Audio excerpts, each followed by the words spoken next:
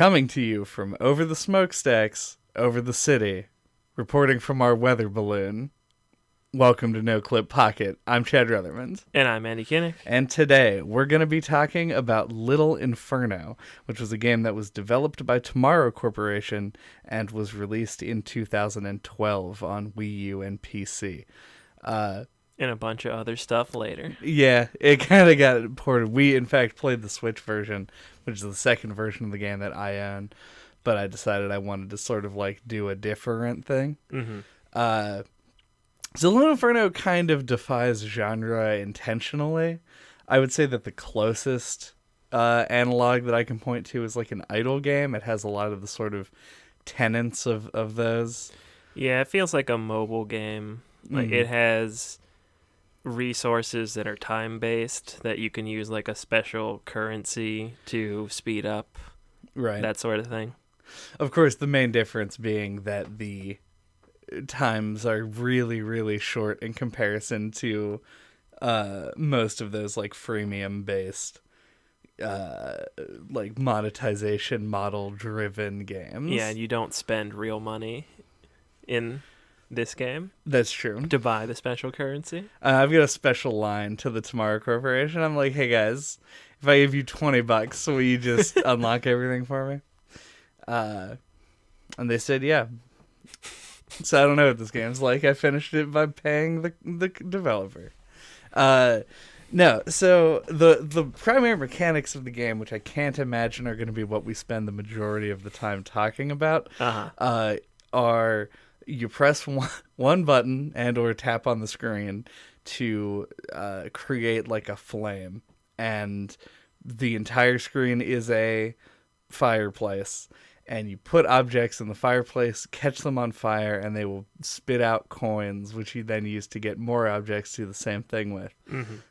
And then what I want to say is the actual like driving mechanic of the game is the combo system, where they give you a little clue, and you take that clue and extrapolate it out amongst all the items that you have, and trying to find the correct things to burn in sequence in order to unlock. Yeah, I found that to be surprisingly fun to work through. I think it enhanced it because we played it together and we could like, brainstorm together and be like, oh, what about this and that? Yeah.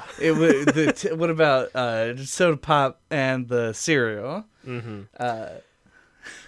But yeah, I feel like this game really highlights how important like atmosphere and theming are in games, because I think this game on paper sounds boring and even bad, if you just kind of gave a basic rundown of what you do in it.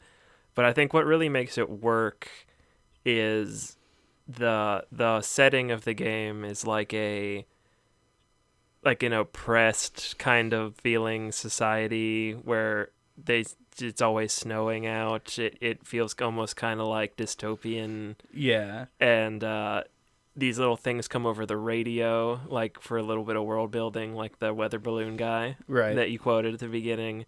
And there's your neighbor writes you letters and stuff. And it all really builds like a pretty strong atmosphere, which kept me intrigued and made me want to keep playing the game to see like what was up with it. Yeah. So mechanically speaking, this game doesn't behave like a lot of other games do, and the hook for the game is much less about that and more about that mystery that you're describing, because it's like a post-apocalypse, I want to say, but it does seem to be, or at least implied to be, and we'll kind of get into what this game does and does not choose to tell you, but it's implied to be sort of almost localized, like it was like some kind of event just in that area that has reduced everything to a nuclear winter. Whereas like at the end it sort of implies that you could go somewhere else where the sun is actually shining. But you don't until the very, very end of the game, after you've burned everything in the catalogs.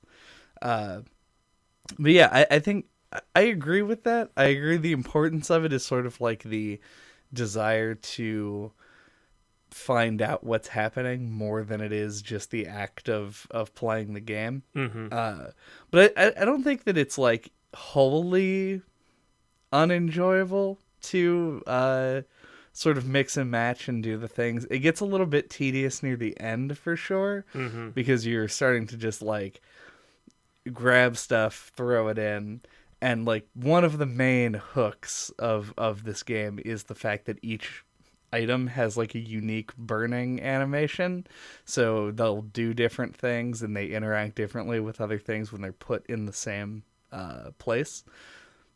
And I don't know, I think it works a lot of the time, but then when you get to the end, you're just like, I just want to get through this. So like the cool stuff kind of flies under the radar because you're just like throwing it in there to get rid of it and then move to the next thing. Yeah, I think it definitely taps in to something. Like it is kind of satisfying to burn stuff in real life, and the like the kind of the way it's presented to you, it does feel like this cozy, almost like hypnotic thing to keep throwing things into the fire as it wants. And it kind of puts you a little bit in the shoes of like the universe, you know, like that's like what's happened to all the people in this town as they stay in and they just burn things for fun. Right. And it does a good kind of job at making that appealing to the player too. I think the implication is more that they burn things for warmth, and it's just been gamified to like... Yeah, it's how they sell it to the people. Yeah. Yeah. It is the Little Inferno entertainment fireplace, which is good and also emblematic of the game's sense of humor, which I think is sort of part of the game's appeal. It depends, I guess, kind of on who you are as to how well that's going to land. It comes off very... I don't know if, like, me comparing it to other things is going to offend people or not. But this game definitely has, like, kind of an Invader Zim, like, Yonan Vasquez sort of aesthetic to it.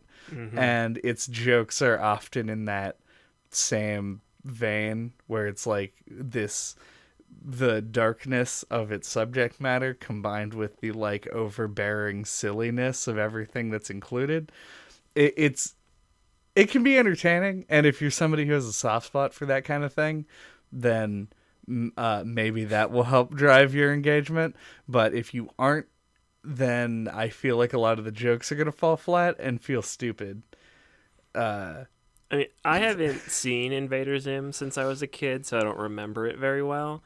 But I found, like, I didn't think it was, like, super funny or anything, but a lot of it was charming, and I think... It never felt so, like, ridiculous or annoying in the way that Invader Zim can. Yeah. To me. So I don't really think, even if you don't find it particularly funny, I don't think you're going to find it off-putting either. Personally. That's fair. I fall sort of in the middle there, where, like, some of the elements speak to me and other ones don't. I found the item descriptions to be pretty universally well written. Almost all of them had like a quip or a joke of some kind in them, and I liked all that. Yeah, it didn't feel intrusive to me. Yeah, the most intrusive element of it is the fact that your neighbor's name is Sugar Plumps, which is incredibly dumb. It is very dumb, yes. Yeah, that is one of the things that made me draw the comparison in the first place. Is just That's fair. And I feel like the all of the like stuffed animal toys feel very Invader Zim, because they're all like a little bit like grotesque in some way. Yeah, they all have like eyes that are like one is much larger than the other one. Yeah. But yeah, so your progression through this game is gated almost entirely by nothing, just burning things in sequence. Yeah, the time that it takes. Refreshing thing, yeah. Yeah. But even like that is not a huge barrier, because you are just constantly just kind of tossing things on. It makes me kind of wonder if there's like a speed run strat to this game. There probably is. Yeah, where you like... It's like you full combo all of them. Like if you can keep the fire burning from the first one to the last, it'd be pretty good. But I don't know. The game is really short, I think, is something. Yeah. I feel like it's it's one of those games that hits the appropriate length for what it is. As you said, it like right when it starts to get a bit tedious to go through the catalogs, that part of the game ends, and it has a little ending sequence. I don't know if we want to go into that yet or save it. It kind of depends on how you want to tackle the rest of this, because we said we'd throw the mechanics up front because we weren't going to spend a whole lot of time on it. And that's so true that I'm already out of things to even mention. I'm mostly getting there as well. One thing I wanted to bring up is the face in the fireplace. Yeah. And it just kind of hangs out. It never does anything, and it's like unsettlingly creepy to me. Like it has this like kind of smug satisfaction kind of look, but also it looks kind of comfy, cozy, and appealing. Yeah. But like I feel like they hit the nail on the head with that. It reminds me of the satisfied emoji, if you know the one I'm talking about, that has like a contented smile and its eyes are mostly closed. And for what it's worth, it does do something at the very end. Its eyes open and lights come out of them. But I don't really know if that was like foreshadowing anything. I was waiting for. It just feels like a vehicle for like delivering secrets. Like it would like subtly do things throughout the game or something like that. It's kind of what I was expecting, because it just grabbed my attention real hard for the first little bit of the game. Like there's like a secret combo. Yeah, because you put those together. Yeah, because once you keep playing, you kind of like you get used to it. It fades into the background, and it just seems like the perfect thing to like fuck with people with, like just have it do weird shit to see if you notice. I won't say that it's entirely impossible that actually is the case and we just don't know. That is totally possible. Yeah, but we just certainly did not notice anything. No. Nor did I on my first playthrough of this game. But yeah, the developers of this game, just to sort of put a capper on it, also made, well, I think 2 of the people who are in this team made World of Goo before this. And then this team, as it exists now, went on to make Human Resource Machine. And again, it's, I think, called like 7 Million Humans or something. That's like a direct sequel. And their whole like shtick, as it were, is to make games that have a unique mechanical element to them. So like not something that you would typically find in other games, which I think is a valiant like goal. But this game does a good job, I think, of being that and putting forth something that you probably haven't seen in at a level of focus that you probably haven't seen it in. And I think that the shortness of the game is both a symptom and also a response to that, where it's like, we came up with this, it's pretty good, you don't want to do it for 9 hours. Right. So yeah, I'd agree with that. As I was saying before, it does feel closely related to like time waster mobile games, but in practice, it really doesn't feel like playing one of those things at all. There's as you said, a focus to it that elevates it and turns it into its own thing. And yeah, there's nothing else quite like it that I've played. Right. And I think on that we go into what makes sort of this game tick, and that is the, maybe not uniqueness, but like the interesting way that they go about establishing the world and plot of this game. So yeah, it, like we said, it is like a post-apocalypse type situation, or at least some like post-incident of some kind. Yeah. The world is frozen cold and is apparently maybe not always snowing, but is always cold enough to snow. Right. And so, yeah, you are stuck in your home burning things, and the game only gives you an inkling of this at the beginning, and it unfolds throughout, both through a very weird, like, 3-minute commercial for the product you're using. Yeah. and also just through letters from the outside, which are pretty much limited to a weatherman who mostly talks about the weather. The like form letters from the Tomorrow Corporation and from Sugar Plumps, your neighbor, and ostensibly love interest. I don't really understand how any of this plays. It does have a little bit of a boy meets girl kind of tone to it, but I don't really think you're really meant to read into it that much. It's kind of the impression I got. Yeah, no, that's fair. She's like the thing, like the bright tomorrow that you leave to go find after the end in your hot air balloon. Yeah, and she says that she goes to a beach at the end of the game, and seemingly that she's already there, which I also don't really understand. Maybe this is a very contained disaster area. Maybe it's meant to imply that you were like in your room burning things longer than you realize. I suppose like your perception of time is weird. But why would the fireplace exist in the first place at that point? What do you mean? Like, well, I mean, not fireplaces in general. I realize that's a real thing in reality. But like the product of the Little Inferno entertainment fireplace. I don't understand what you don't understand.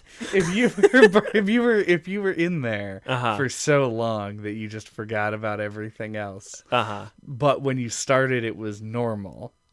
Why would they have made the product in the first place? It wouldn't have come about until post-apocalypse. Right.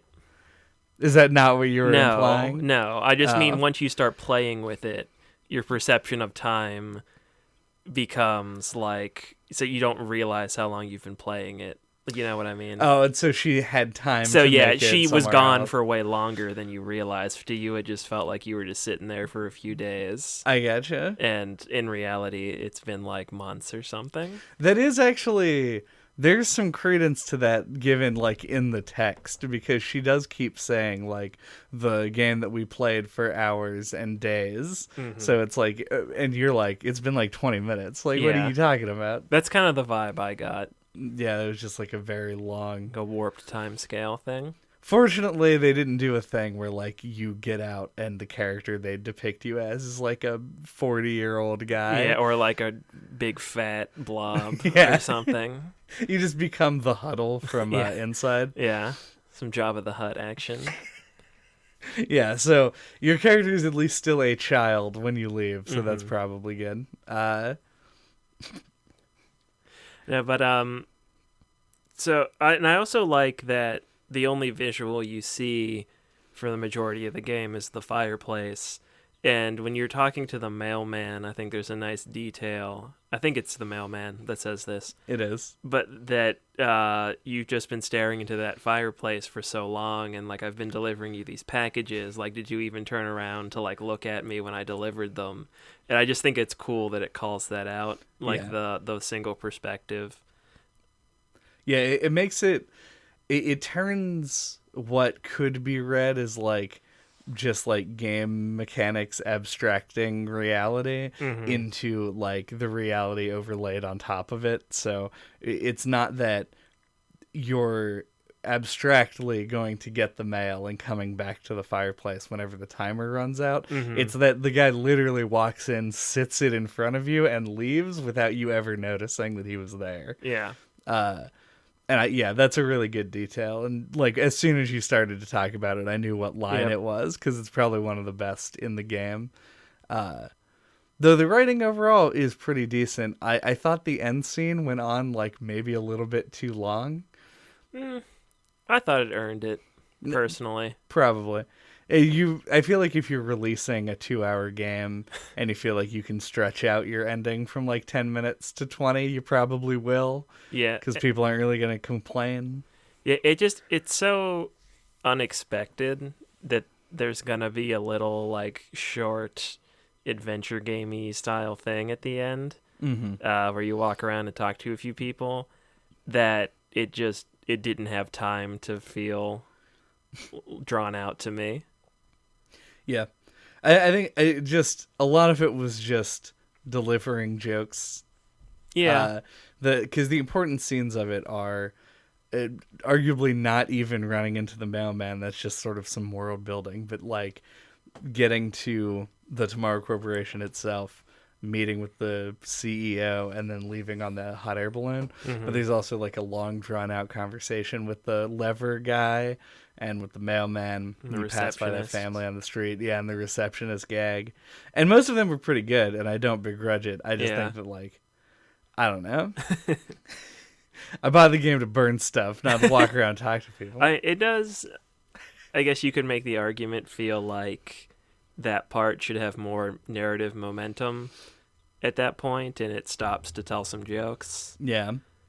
But the game was kind of about jokes in the first place to Yeah. some extent. So it's really just a culmination of everything. Mm-hmm. That was the boss fight of Little Inferno, is can you now walk around? Do you know if anything other than just getting a hug happens if you keep the free hug coupon from the CEO? Not that I'm aware of. Okay. Because, I mean, I burned it Yeah. right away. Because they show you a picture of what she looks like, and I was like, I don't want anything from her.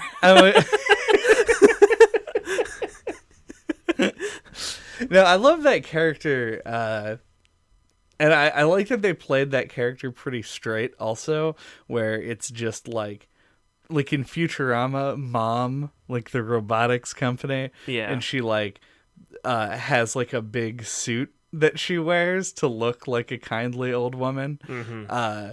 And like I half expect, maybe I've watched too much Futurama, which is very possible. Uh-huh. But I was half expecting that to be the resolution with that character, which is like, I'm not actually who I said I am, and then she like shoots you with a gun or something.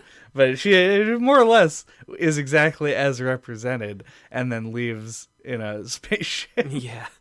Yeah, I kind of liked that. It felt like a sweet dose of reality kind of thing, Yeah. where she is exactly what she seems like she is, but she says like she's gonna leave and go like follow her dreams and do something else. It encourages you to do the same. Mhm. Like it felt like a nice little like realistic message, I guess.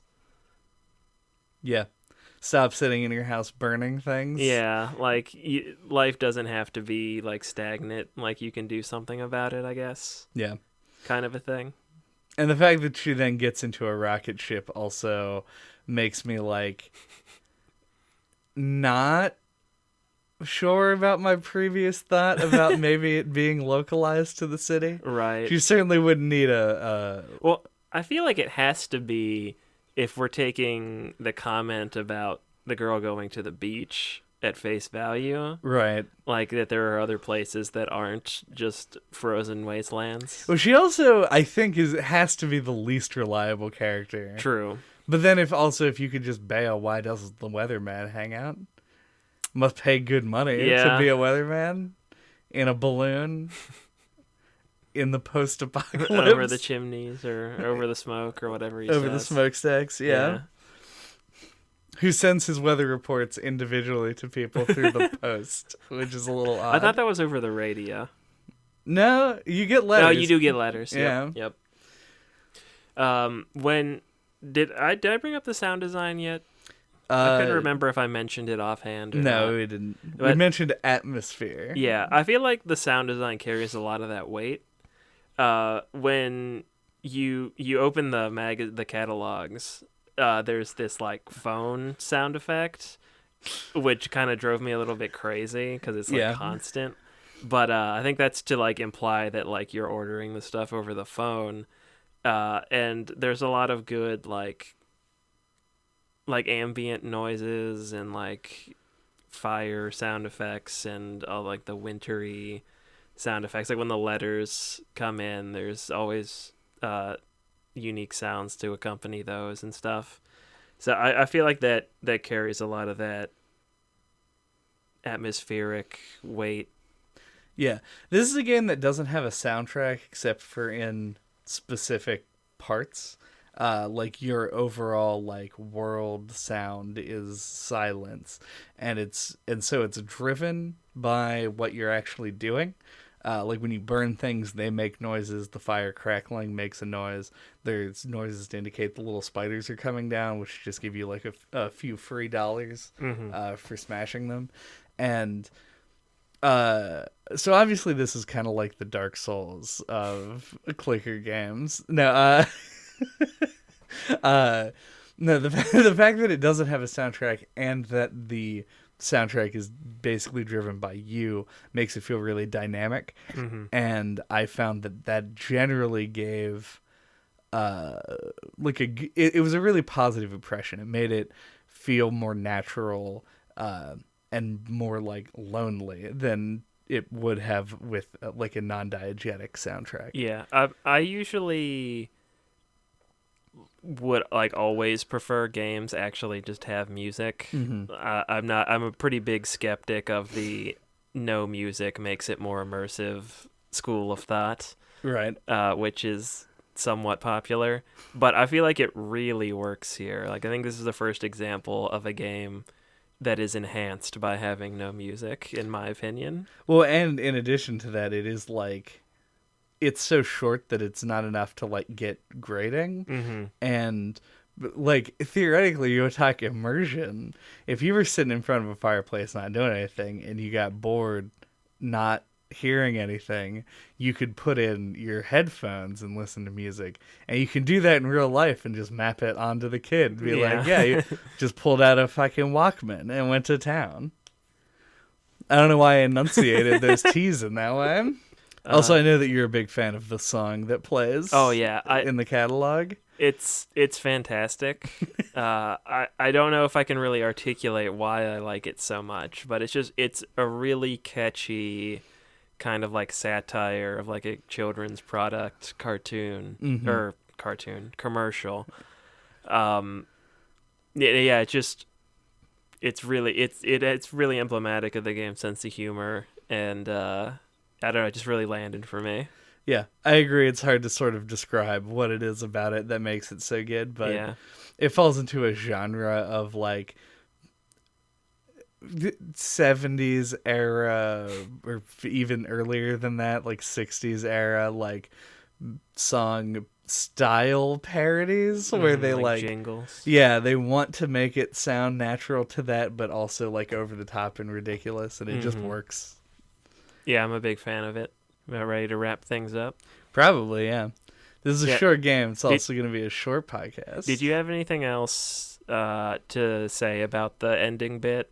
Like the difference in like the mechanical break to the adventure gamey thing, for lack of better term. Yeah, because the game by itself, and this is something we probably should have mentioned before, so I'm glad that you brought it back up. Yeah.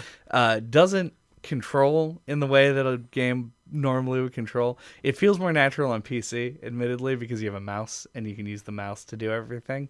And it even makes the adventure game thing feel more like one of those old like LucasArts games where you clicked to move everywhere. But using the pseudo pointer system that the Switch imposes on you makes the difference between moving and the burning part feel really stark, even though you're using the same control scheme. It's like, why am I not using the analog stick here? Even with one Joy-Con, seems to make sense that you would want to use that. Yeah. And the Wii U version, if I understand correctly, had a similar thing where you had to use the touchscreen to move as well, so it became a little bit like odd. I don't know. Yeah, the using the Joy-Cons didn't really bother me that much.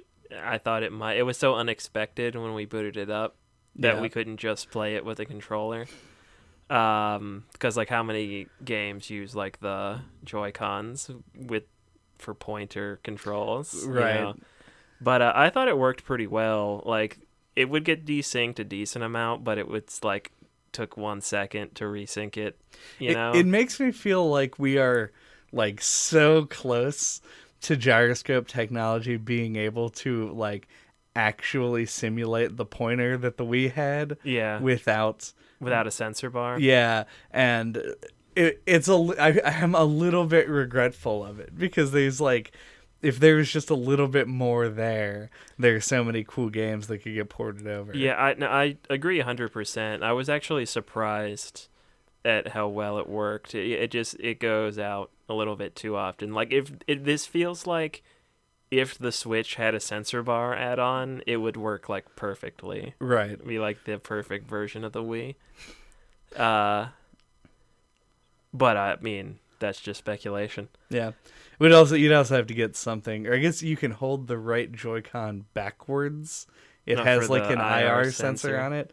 I don't know, because like the way that it works in game is just like it registers when you press the plus button as like the resting point, and then it maps the gyroscope, so when you move it, it guesses where it should be pointed, roughly. Because I was most of the time using it with the Joy-Con pointed at the wall, right, not at the television at all.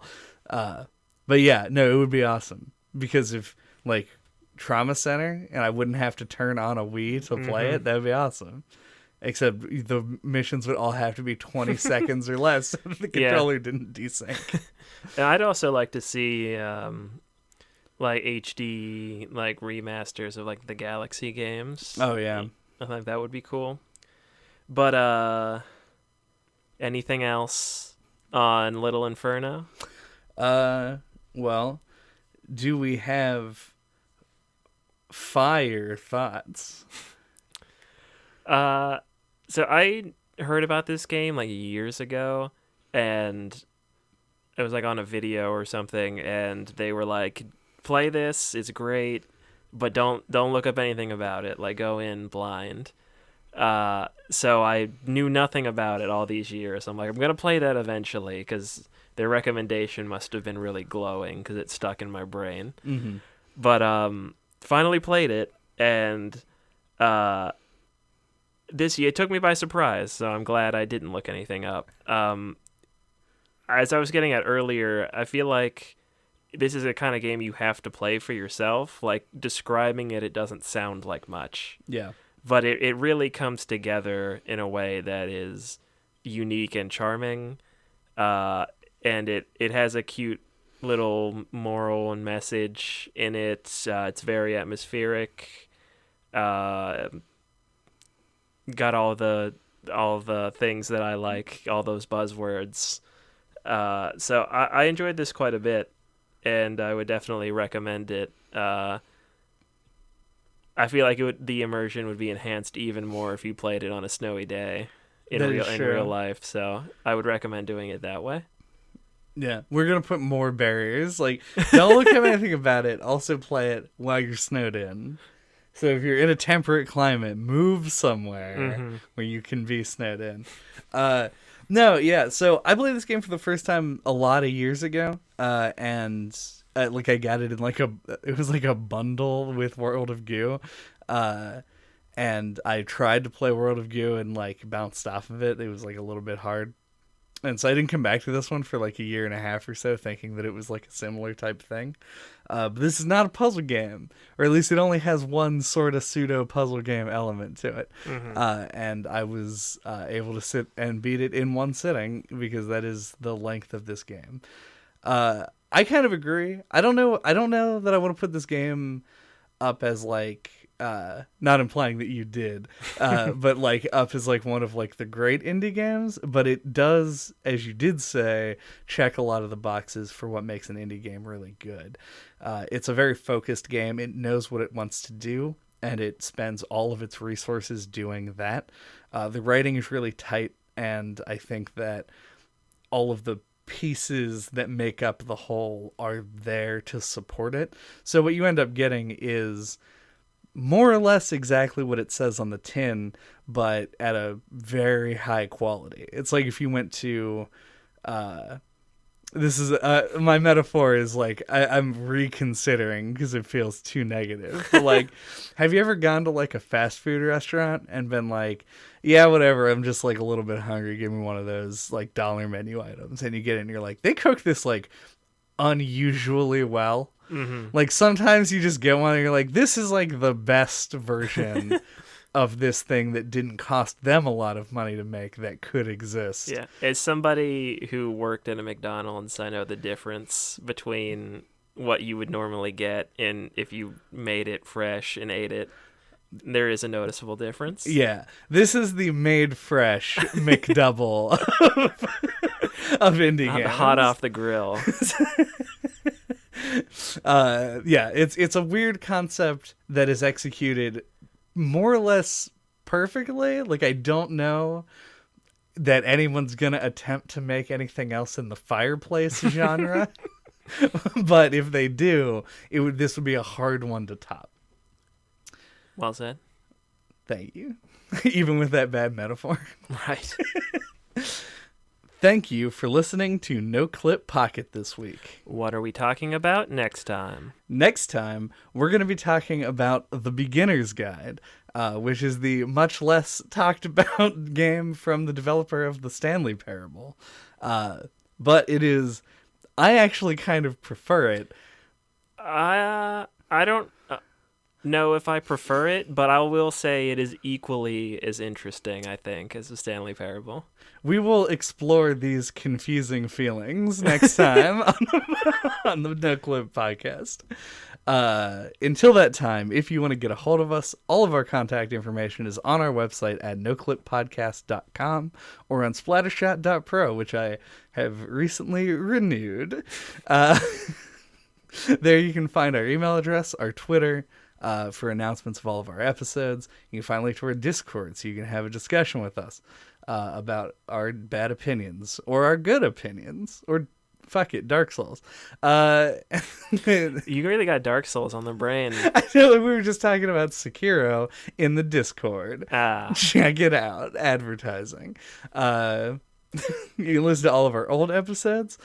We have our YouTube channel, which has those episodes on it, along with the accompanying art. So if you're watching it like on a screen at work, everyone will know which podcast you're listening to. Right, you'll be real cool. Yeah, they'll be like, wow, that's a tight wallpaper you have. Oh, shit.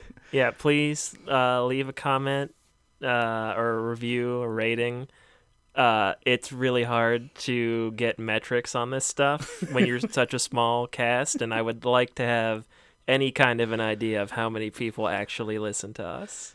That is... I'm happy to just yell into the void, but I would like some audience interaction, okay?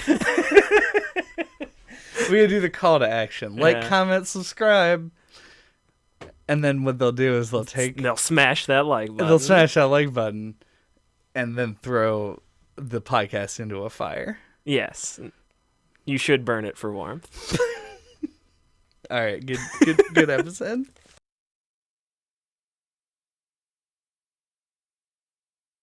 I'm tempted to be like, well, what about Xenoclash? One of these days we will talk about Xenoclash, mark my words. They're marked. They are Paranormal Activity, the marked words. The marked words. All right. Thank you for listening to NOCLIP Pocket this week. What are we talking about next time? Next time, we're talking about Xenoclash!